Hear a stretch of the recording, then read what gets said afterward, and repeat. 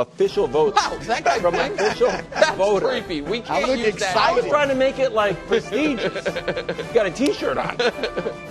All right, here full we go. MVP ballot. I just turned it in this morning. They sent it at like 12:30 in the morning, and I filled it out this morning and sent it in. All right, here we go. MVP, the big one. Everybody wants to know, is it Jokic? Is it SGA?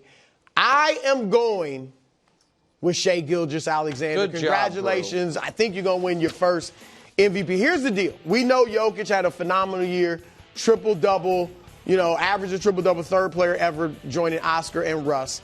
However, Shai Gilgeous-Alexander led the youngest team ever to win 60 or more games. And in fact, they won 68.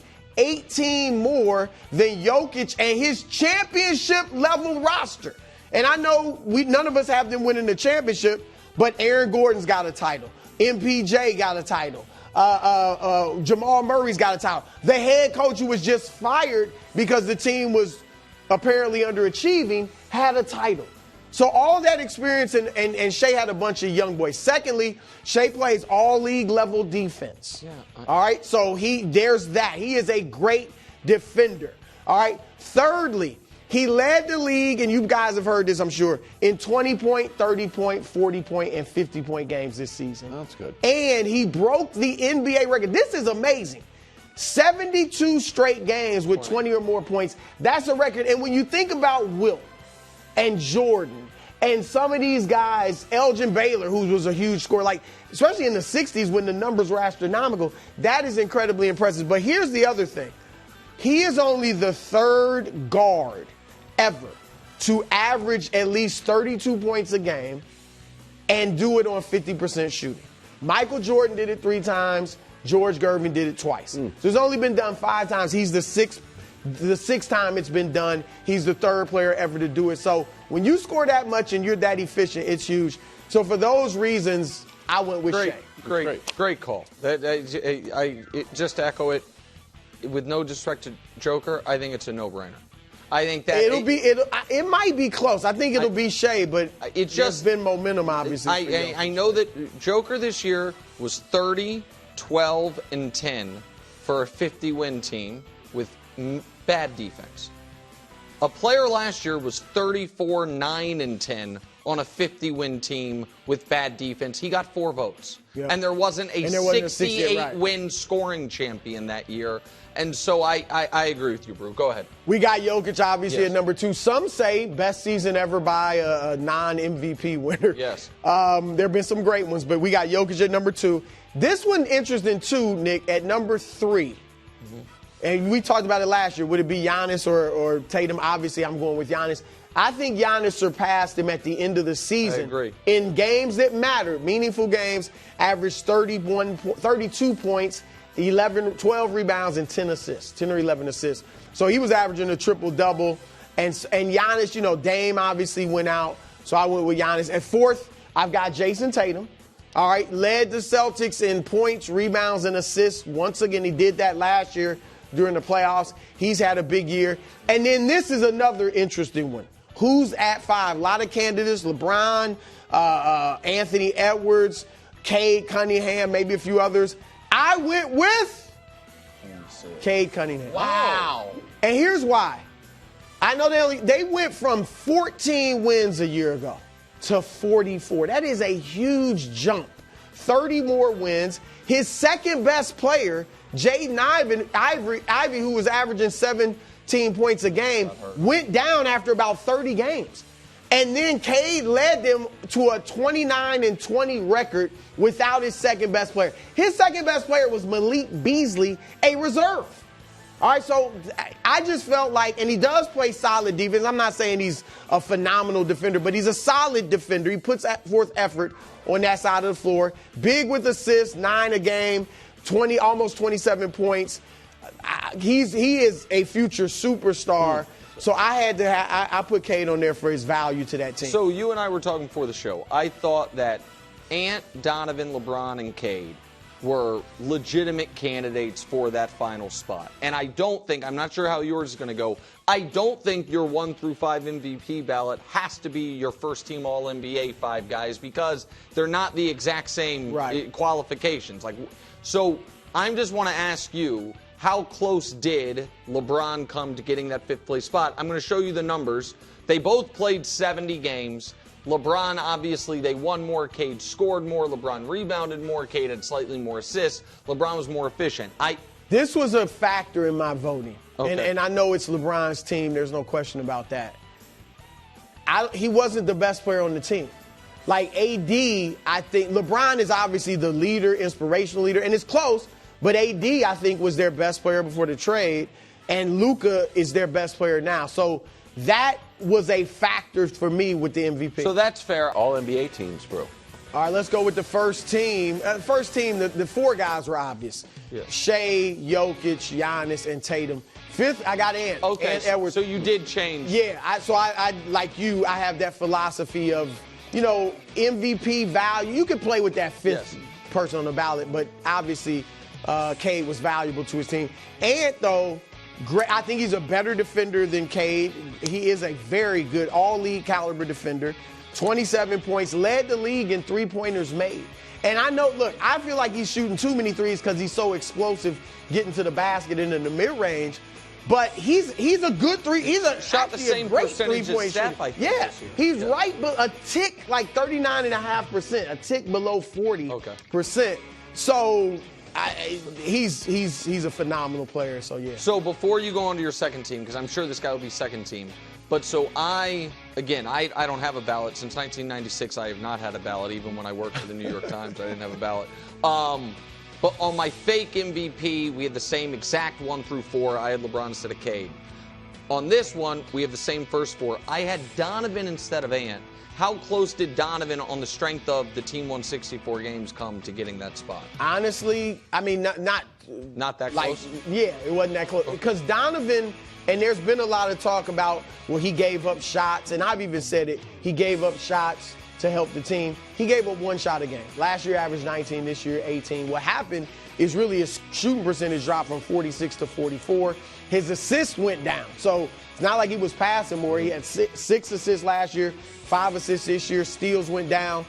He was not, and I'm not trying to rip Donovan, but their best clutch player was actually Darius Garland.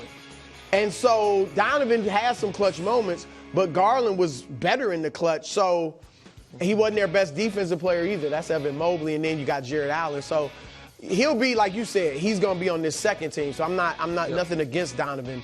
I just thought he wasn't quite as efficient as some of these other. And Ant's not terribly efficient either, except from 3. But here's my second team. LeBron, Steph, shout out to them at their age to be doing this level of their career. That's phenomenal. Cat, career high 12.8 rebounds a game, second in the league. Obviously Cade. And then Donovan, who did have a great season, again, taking nothing away from him. And so that's the second team. All right, let me ask you a question on this before you go to third team. Wilds, you're going to be happy.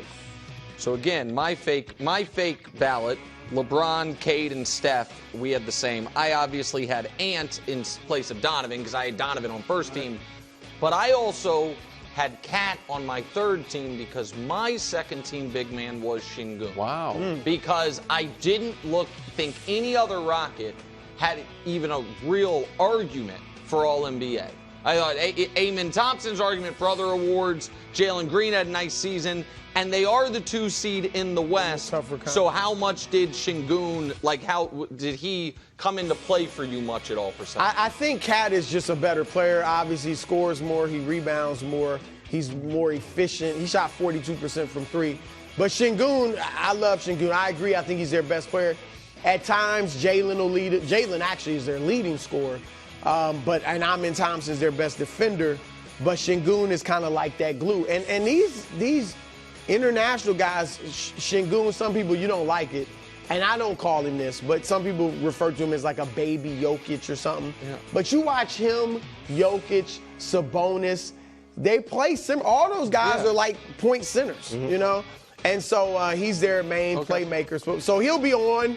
The third team. Here we So go. I'm giving him some love. Nice. Şengün, Evan Mobley, a candidate for Defensive Player of the Year. I got 3 guards. You can go regardless of position nowadays. Harden, great season. First time, I should say, that he's been back on the All-NBA squad since 2020. So 5 years not being All-NBA, and most of those years didn't even make the All-Star And by the team. way, he might not make it this year. I agree with you, but we'll see. This is his first real shot at it. Yeah, he's been great. Halliburton, check this out, since January, Halliburton's averaged 19 points, 10 or 11 assists on 50+% shooting, and the Pacers, during that stretch, have been on a 58-win pace. Like, they got a real shot against Milwaukee in the first round. And he started slowly, and that's why they were kind of struggling. And then once he got, started playing this game, they took off. And then Brunson just gets it done. Yep. Great player. All right, so we actually had, on my third team, I had Mobley, Brunson, and Harden. Obviously, I had Cat on this team instead of Şengün because we had those flips. We only had one player different. We didn't talk at all. I did not have Halliburton on, and I had Jalen Williams from the Thunder on based on they won 68 games. Good. And so, how much consideration did he? I just feel like a team that good probably should have 2 guys on the All-NBA team. Yeah, he's an entry. I considered him for sure. Yeah. I just think Halliburton's better. Obviously plays a bigger role on his team. I get it, 68 wins. It's not all because of Shea. No. And Jalen's got great numbers. Yep. I think he may make it instead of Harden or even Halliburton. Yep. I just think Halliburton is a better player and does more for his team. Okay. I'm still torn. Really? Yeah. But at number 1, I did go with Evan Mobley of the Cleveland Cavaliers. Look, he can guard the 3.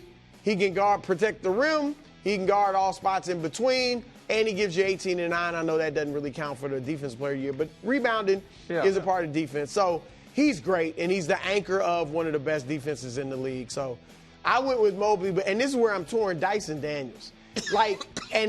He is only the 11th. It's only the 11th time in NBA history that a player has averaged at least 3 steals a game. Right, and a couple of those times were fake Jordan years, so it's really just I was there watching plenty of steals. No, but he's only the 8th player. Alvin Robertson, who's a phenomenal defender, did it several times, but he's only the 8th player to actually do it. And he's a good defender. A lot of times guys get steals, they're not great defenders. He is a great position defender as well. So I was really tempted to go with him. Gets a lot of deflections, like breaking a record for that too. Yep. But I went with Mobley, as I said. And then at number 3, look, Draymond. Draymond is a phenomenal defender. There's no ifs, ands, or buts about it. 6'7", and guarding centers. I mean, he's guarding these guys that have 4, 5, 6 inches on him and doing a terrific job. So I got Draymond number 3. Right, so 3, this would have been my exact ballot. So I think people think I'm super down on Draymond. I just didn't think he was Defensive Player of the Year, and I didn't think it was particularly He was close. trying to talk himself. Right, and by the way, he's the Vegas favorite significantly. Right. Really? Yeah, and so this will be interesting now the to see if he gets ballots that are leaking, or not leaking out, but slowly trickling out, it seems like maybe Mobley's going to win. I just have a kind of conceptual question for you. Because for me, with my fake ballot, I feel like a perimeter player has to be so much better than a post player to have a similar impact defensively. So I do think the best defender this year was Dyson Daniels, but I think he's not able to have the impact that a guy like Mobley does who can protect the rim. And so it's why I would, not always, but I didn't love Marcus Smart when he won Defensive Player of the Year. I just think it's so difficult for a perimeter guy to have the type of impact that Evan Mobley can. Well, the unique thing about Mobley, and there are other guys that can do it, maybe not to his level, but he does guard the perimeter and the rim, so that does give him an advantage. Daniels, like in today's game, it's a little different. Now, we saw guards and stuff. Obviously, you mentioned Jordan, guys that won Defensive Player of the Year. But today, with the game being so much more perimeter-oriented, I think perimeter players can have a bigger impact today maybe than they could back in the day. All right, grand finale of the awards here. Power packed. Yeah. Here we go. All right, here we go.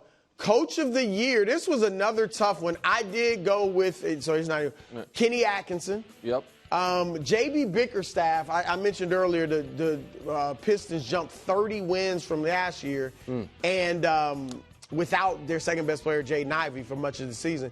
But Atkinson, they jumped from 48 wins to 64, became a real legitimate championship contender. And the big thing was offense. Defensively, they were great last year, great this year. They went from the 18th ranked offense to the #1 offense in the league. So that's why I went with Atkinson. JB Bickerstaff in Detroit second, and Ime Udoka third over Mark Dagnall. He won it last year, so that played in my thinking. Rookie of the year, Stephon Castle. That's a simple one. Most improved, Daniels. Daniels went from less than 6 points a game, Nick, to 14 points a game. Shooting percentage improved, three-point percentage improved, rebounds, I think assists too. Like, obviously steals, he almost doubled. We'll hear who you think it was. Yeah. Austin Reeves, though, you'll like that, was on my ballot. He was third. Amin Thompson second. You'll like that. I like Ty Jerome, too, but he wasn't eligible. Sixth man, Malik Beasley. And now, Wiles, you'll want to weigh in on this. I had him over Peyton Pritchard. I think Peyton Pritchard's going to win. But Malik Beasley was the Pistons' second best player. Should have started. He's off the bench. Well, he was doing his thing. 16 points a game, second leading scorer when Jaden Ivey went out. And shot, actually, the big thing about Pritchard, three-pointers, right? Yeah. He had a better three-point percentage than Peyton Pritchard on more attempts. Yes, that's the thing. And Pritchard's getting better looks because they have so many shooters there.